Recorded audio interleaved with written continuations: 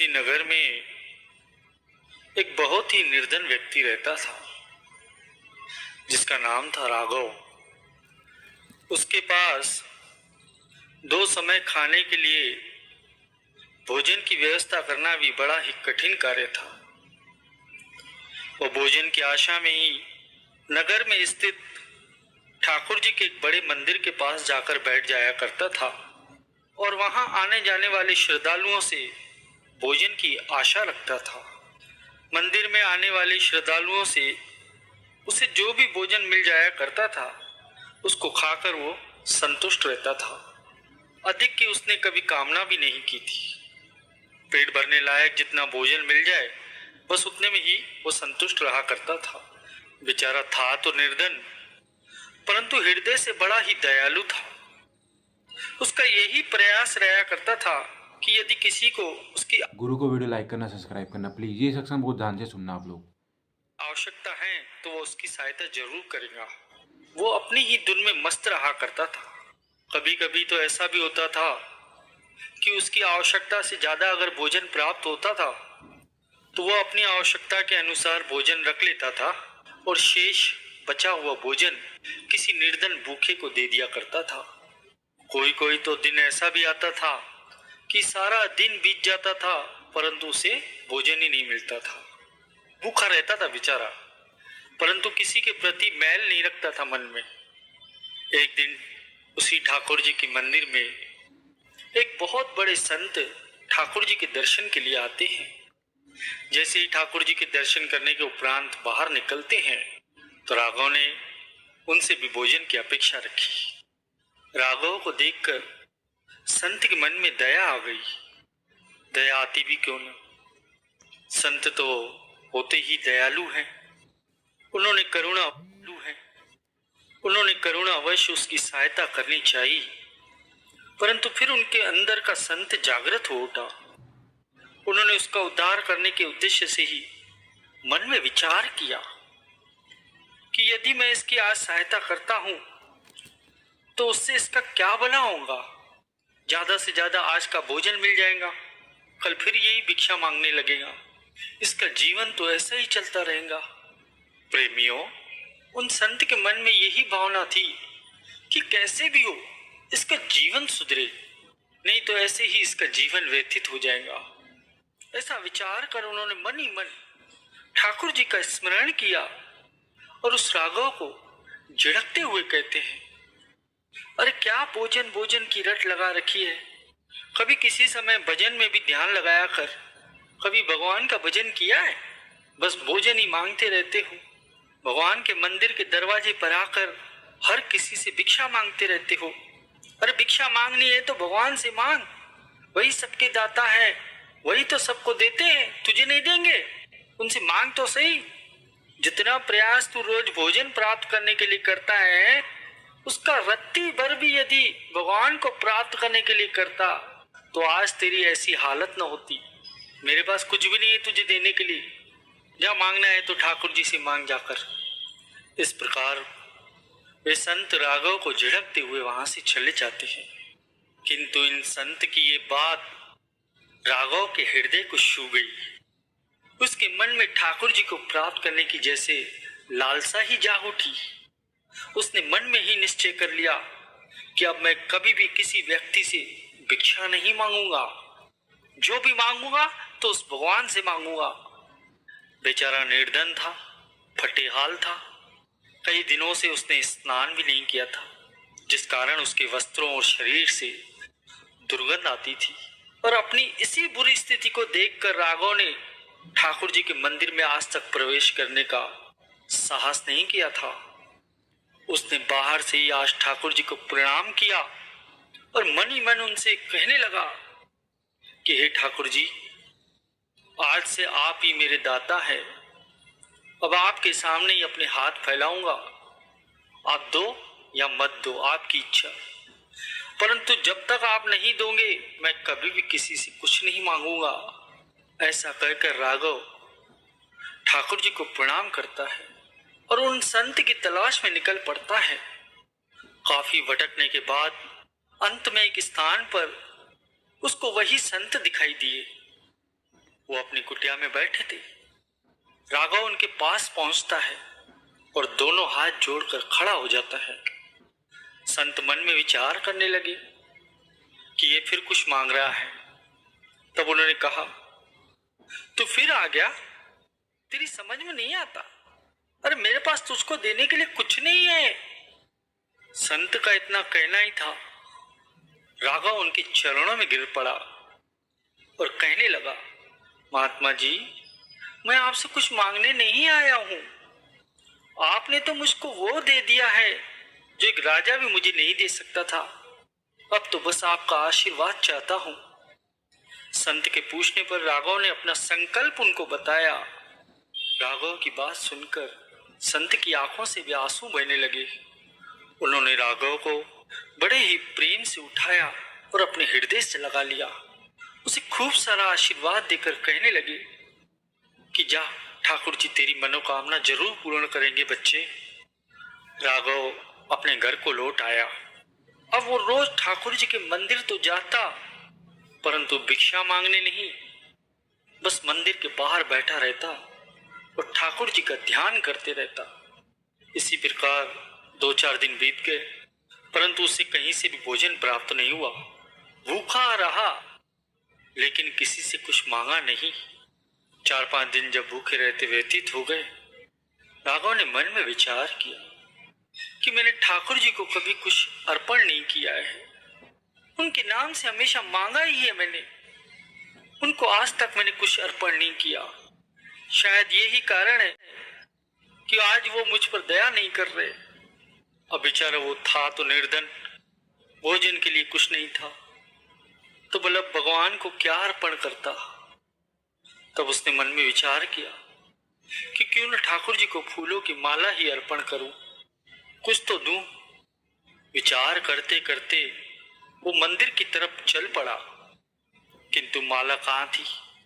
उसके लिए तो धन की आवश्यकता पड़ती है, धन तो उसके पास था नहीं। मन में सोचने लगा कि चलो फूल बेचने वाले के पास जाता हूँ, शायद वह एक माला दे दे। फूल बेचने वाले की दुकान पर पहुंचा कि अचानक उसे याद आ गया कि मैंने तो संकल्प लिया है कभी किसी से कुछ नहीं मांगूंगा। अब क्या करे, सोच विचार कर ही रहा था कि उसकी नजर दुकान के एक कोने पर पड़ी, जहां दुकानदार ने पुरानी मुरझाई हुई मालाएं डाल रखी थी। अब उस बेचारे को कुछ नहीं सूझा। उसने उन मुरझाई मालाओं में से एक माला उठा ली और चल दिया ठाकुर जी के मंदिर में। प्रेमियों, आज उसके कदमों में एक विचित्र सी तेजी थी, एक विश्वास था, एक उत्साह था, किंतु उसका यही विश्वास, उसका यही उत्साह क्षण मात्र में ही विलीन हो गया। वो बेचारा जैसे ही मंदिर की सीढ़ियों की तरफ पहुंचा, मंदिर के सेवादारों ने उसे रोक दिया। उसने उनसे बड़ी मिन्नतें की और उनसे कहा भी कि आज ठाकुर जी के दर्शन करने दो, मैं उनको ये फूलों की माला अर्पण करने आया हूं। उसके हाथों में ये माला देखकर सेवादार हंसने लगे। उन्होंने उसका उपहास उड़ाया। यह सब चल ही रहा था कि तभी मंदिर के पुजारी आ पहुंचे। गुरु को वीडियो लाइक करना, सब्सक्राइब करना प्लीज़। उन्होंने सेवादारों से कारण पूछा तो सेवादारों ने सारी बात उनको बताई। मुख्य पुजारी भी राघव और उसकी माला को देखकर मुस्कुराए और कहने लगे, अरे तू तो जाकर भिक्षा मांग, यहाँ तेरा क्या काम है, जा भिक्षा मांग। फिर उन्होंने सेवादारों से कहा कि इसको यहाँ से हटाओ, आने जाने वालों को परेशानी होगी। सेवादारों ने उसे वहां से चले जाने को कहा। अब बेचारा हताश राघव मन ही मन ठाकुर जी का स्मरण करने लगा और कहने लगा कि हे ठाकुर जी, मैं कैसे आपके दर्शन को आऊं। अब आप ही दया कीजिए, करुणा निधान। मैं स्वयं तो आपको माला अर्पित नहीं कर पाया, आप ही इसको स्वीकार कीजिए। ऐसा कहकर राघव ने वह मुरझाई हुई माला मंदिर की सीढ़ियों पर ही रख दी और वहां से चला गया। राघव को ऐसा करते देख मुख्य पुजारी ने नफरत भरे शब्दों में सेवादारों से कहा, कि इस माला को यहां से हटाओ। तुरंत सेवादारियों ने मुख्य पुजारी के सामने ही माला उठाकर झाड़ियों में फेंक दी। थोड़ी देर बाद जब मुख्य पुजारी ने मंदिर में ठाकुर जी के भवन में प्रवेश किया तो वहां विचित्र सा कोलाहल था। फिर मुख्य पुजारी ने इसका कारण सेवादारों से पूछा तो सभी सेवादारियों ने ठाकुर जी की तरफ संकेत करके मुख्य पुजारी को बताया कि पुजारी जी, वो देखिए, ठाकुर जी के गले में जो मालाएं हैं वो सब की सब सूख गई हैं। मुख्य पुजारी ने ठाकुर जी की ओर देखा। सच में ठाकुर जी के गले में जो मालाएं थी, ऐसा लग रहा था जैसे कई दिनों की पुरानी मालाएं हैं, पूरी की पूरी सूखी मालाएं। मुख्य पुजारी को कुछ समझ में नहीं आया। सेवादारों से पूछा, ये ऐसे कैसे हो गया?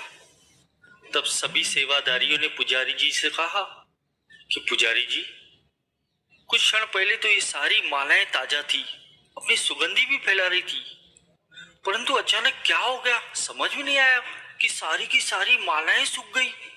उनकी बात सुनकर मुख्य पुजारी को बड़ा ही आश्चर्य लगा। उन्होंने सेवादारों को कहा कि नई मालाएं लाओ, और तुरंत ही नई और ताजी मालाएं बुलाई गई। पुजारी जी ने अपने हाथों से ठाकुर जी के गले में ताजी मालाएं पहनाई। माला पहनाते ही कुछ ही पलों में वो ताजी मालाएं भी सूख गई। अब तो सभी लोग चिंतित हो गए। सभी के मन में एक ही विचार कौंधने लगा कि हो न हो, कहीं न कहीं किसी से कोई बड़ा ही गुनाह हुआ है जिस कारण ये सब हो रहा है। सभी लोग विचार विमर्श कर ही रहे थे कि अचानक ही पुजारी जी की दृष्टि ठाकुर जी के चरणों में पड़ी। वहां पर एक मुरझाई हुई माला पड़ी थी। वो माला मुरझाई हुई जरूर थी, किंतु सूखी हुई नहीं थी। उसमें से अभी भी बीनी बीनी सुगंध सी आ रही थी।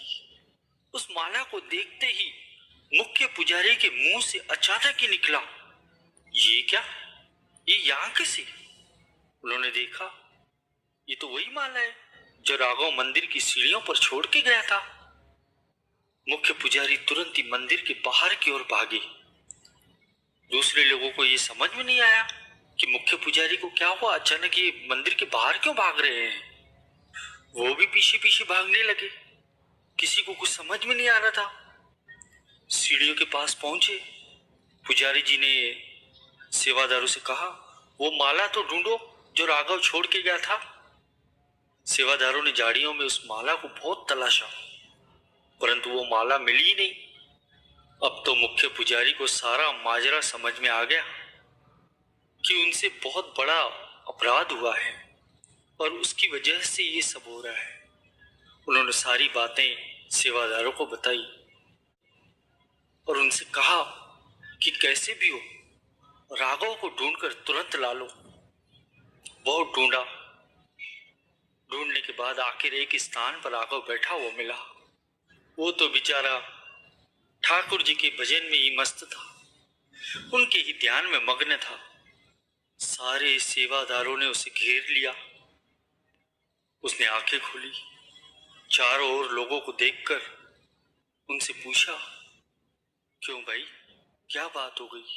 मुझसे कोई अपराध हुआ है क्या? मुझसे कोई गलती हुई है?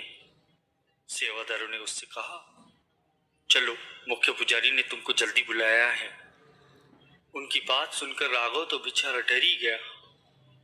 वो मन में विचार करने लगा कि पक्का आज मुझसे जरूर कुछ गलती हुई है, तभी तो पुजारी जी ने इतने लोगों को भेजा है। डरता डरता बेचारा ठाकुर जी को याद करते हुए उनके साथ चलता गया। जैसे ही मंदिर में पहुंचा, मुख्य पुजारी दौड़ते हुए आए और राघव के पास आकर उसके चरणों में गिर पड़े। अचानक से ये सब होता देख राघव तो और डर गया। वो पीछे ही हट गया। उसकी कुछ समझ में नहीं आ रहा था कि ये आखिर हो क्या रहा है। तब पुजारी जी ने राघव को सारी घटना बताई। क्षमा मांगते हुए उससे कहने लगे, राघव, हमसे बहुत बड़ा अपराध हो गया है, हमें क्षमा कर दो राघव। हम सबने तुमको पहचानने में बड़ी भारी भूल कर दी। तुम तो ठाकुर जी के लाडले हो। ठाकुर जी हमसे रूठ गए हैं, अब तुम ही मनाओ उनको। उनकी बात सुनकर राघव को तो आंखों में आंसू ही आ गए। रोने लगा बेचारा, परंतु मंदिर में प्रवेश करने की हिम्मत नहीं कर पाया। इस घटना की चर्चा सारे नगर में आग की तरह फैल चुकी थी। यहां तक कि ये बात उन संत के कानों में भी जा पड़ी। बात सुनते ही वो संत भी मंदिर की तरफ चल दिए। संत मंदिर में पहुंचे। संत ने राघव से कहा, राघव, अब तुम संकोच क्यों कर रहे हो? ठाकुर जी ने तुमको पुकारा है, जाओ ठाकुर जी के पास। ये तुम्हारी भक्ति और निष्ठा का ही फल है। जाओ और ठाकुर जी का अभिनंदन करो। गिर पड़ा। उसकी आंखों से आंसू रुकने का नाम ही नहीं ले रहे थे। संत ने राघव को प्रेम पूर्वक उठाया और उसे लेकर भगवान के भवन की ओर बढ़े। पीछे पीछे सभी लोग चल दिए। भवन में पहुंचकर संत ने राघव को फूलों की माला देते हुए कहा, राघव, ठाकुर जी के गले में सूखी मालाएं उचित नहीं है, उसे उतार लो और ये लो ताजा माला पहनाओ। राघव ने कांपते हाथों से माला को पकड़ा और ठाकुर जी के चरणों में अर्पित करते हुए रूंधे गले से कहने लगा कि हे ठाकुर जी, मुझ पापी पर आपने इतनी बड़ी दया करी। आप तो दया के सागर हैं। ये सच है कि आप ही सबके दाता है। आपने मेरी झोली में तो वो भिक्षा डाली है जिसकी मैंने तो सपने में भी कल्पना नहीं की थी। हे करुणा निधान, मैं पापी इस योग्य नहीं हूं कि आपके गले में माला अर्पित कर सकूं। मुझे तो आपके चरणों में ही रहने दें और इस माला को स्वीकार करें। राघव के माला अर्पित करने के बाद सभी ने ठाकुर जी को माला अर्पित की, परंतु अब कोई माला मुरझाई नहीं। सारा का सारा भगवान का भवन फूलों की बीनी बीनी सुगंध से फैल उठा। उसके बाद वो राघव उन संत के चरणों में गिर पड़ा और उनसे कहने लगा कि मेरे जीवन को नया आधार आप ही ने दिया है। आपकी वजह से ही मुझे भगवान के दर्शन हुए हैं। अब मैं आपकी सेवा करूंगा और ठाकुर जी का भजन, बस यही मेरा अब जीवन है। संत ने प्रेम से राघव को उठाया और उसको अपने गले से लगाकर कहने लगे, राघव, तुम तो ठाकुर जी के सच्चे भक्त हो। मैं तुमको इनकार नहीं कर सकता। राघव संत के साथ ही रहने लगा। मंदिर में ठाकुर जी की सेवा का सारा कार्य भी राघव को सौंप दिया। अब तो उसको भिक्षा मांगने की जरूरत ही नहीं है। ठाकुर जी ने उसको इतना दिया कि अब वो दूसरों का भी पेट भरने लगा। राघव अब राघव नहीं रहा, राघव संत बन गया। गुरु को वीडियो लाइक करना, सब्सक्राइब करना।